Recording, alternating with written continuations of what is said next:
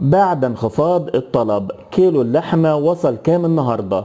أسعار اللحوم اليوم الخميس 26 يونيو 2025 في محلات الجزارة والمنافذ الحكومية. النهاردة الخميس الأسواق فتحت أبوابها على كلام عن استقرار أسعار اللحوم الحمراء. بيقولوا إن ده بفضل مشاريع الثروة الحيوانية اللي الحكومة عملتها، واللي المفروض إنها زودت الإنتاج وقللت الطلب. بس يا ترى الكلمة دي استقرار معناها إيه للناس اللي بتنزل تشتري؟ هل الكيلو بقى في متناول الجميع ولا لسه بيجري بينا في دوامة الأسعار اللي ما بتقفش؟ الناس كلها بتدور على إجابة للسؤال ده، من أول رب الأسرة اللي بيحاول يوفر لعياله لحد الست اللي بتوازن بين المصاريف.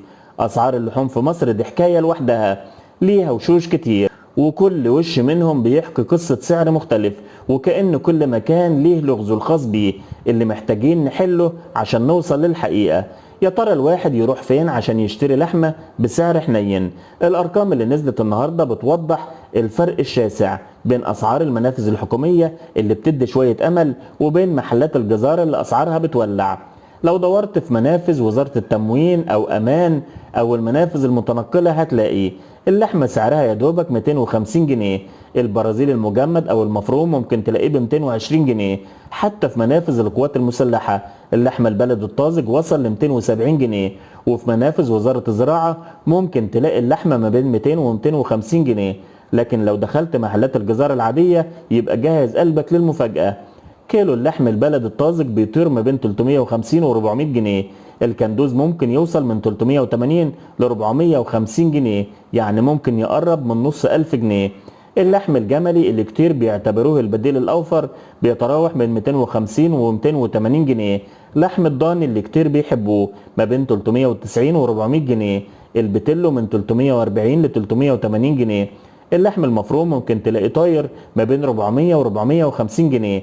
حتى فواكه اللحوم زي الكرشة ب 70 جنيه، الممبار ب 100 جنيه، اللسان ولحمة الراس ب 200 جنيه.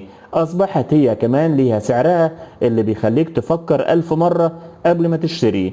الكوارع كمان أسعارها مش قليلة، البقر ب 250 والجاموسي ب 350. طبعا الفرق واضح بين المنافذ الحكومية والأسواق العادية، وبيطرح سؤال محير: هل فعلا في استقرار في الأسعار ولا ده استقرار جزئي للي بيقدر يوصل للمنافذ الحكومية؟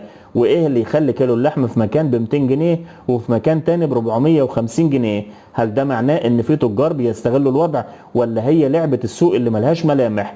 والأهم من كل ده، هل المواطن هيقدر يستحمل الفرق ده لحد إمتى؟ ولا كيلو اللحم هيبقى حلم بعيد؟ ده هيكون إشارة لأن في حاجة غلط بجد.